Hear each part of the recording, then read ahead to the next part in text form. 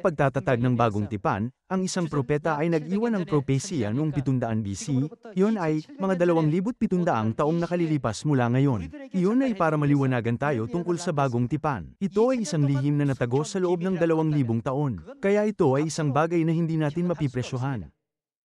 Buksan natin ang Jeremiah chapter 31 verse 31. Narito, ang mga araw ay dumarating, sabi ng Panginoon, na ako'y gagawa ng ano ang gagawin niya.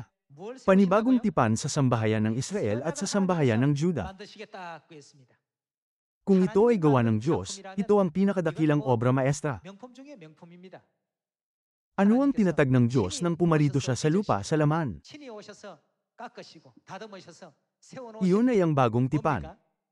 Ipinahayag ng Diyos, ang mga araw ay dumarating na ako, ay gagawa ng panibagong tipan. Verse 32.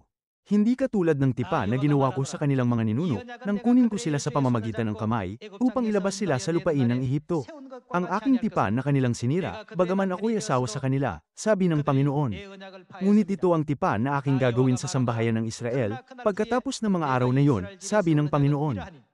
Ilalagay ko ang aking kautusan sa kanilang kalooban, at aking isusulat iyon sa kanilang mga puso, at ako'y magiging kanilang Diyos at sila'y magiging aking bayan. Sa pamamagitan ng bagong tipan, binibigyan tayo ng Diyos ng tiyak na garantiya na tayo ay mga anak niya, at pinapayagan din tayong makapasok sa walang hanggang kaharian ng langit bilang kanyang bayan. Pinagkalooban tayo ng Diyos ng isang dakilang gawa na tinatawag na bagong tipan. Kung gayon, hindi ba natin naiintindihan kung bakit nagpropesya ang Diyos tungkol sa bagong tipan sa pamamagitan ng napakaraming propeta sa loob ng napakahabang panahon, at kung bakit patuloy na tinuturo ng Diyos sa kanyang bayan ang kahalagahan ng tipan sa panahon ng lumang tipan bago pa itatag ang bagong tipan? Hindi ito mapipresyohan ni numan. Hindi ba paulit-ulit na binigyang diin ng Diyos ang kahalagahan ng tipan, kasabay ng pagbubuhos ng dugo ng di mabilang na hinandog na hayop?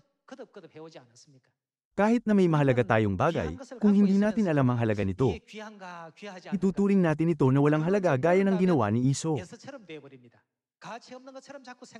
Pakiusap, pag-isipan ito ng mabuti. Gaano kalaki ang halaga nito? Prinopesya ito ng Diyos sa pamamagitan ng mga propeta mula libu-libong taong nakalilipas. Siya mismo ay pumarito sa lupa sa huling panahon para ipanumbalik ang katotohanan ng Pasko ng bagong tipan. Hanggang sa sandaling yun, niluma niya ang katotohanan ito ng libu-libong taon.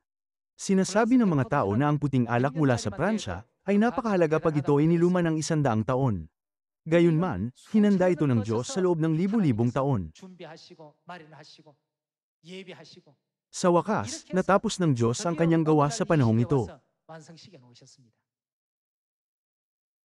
Mga kapatid, kahit hindi nyo alam ang eksaktong halaga ng gawang ito, hindi ito kailanman nagiging isang bagay na walang kabuluhan o walang halaga. Hindi ba ito totoo? Ito ay nilikha ng Diyos, ang tagapaglikha ng langit at ng lupa at ng buong sansinukob. Ang sistemang ito ng katotohanan ay hindi ginawa ng tao.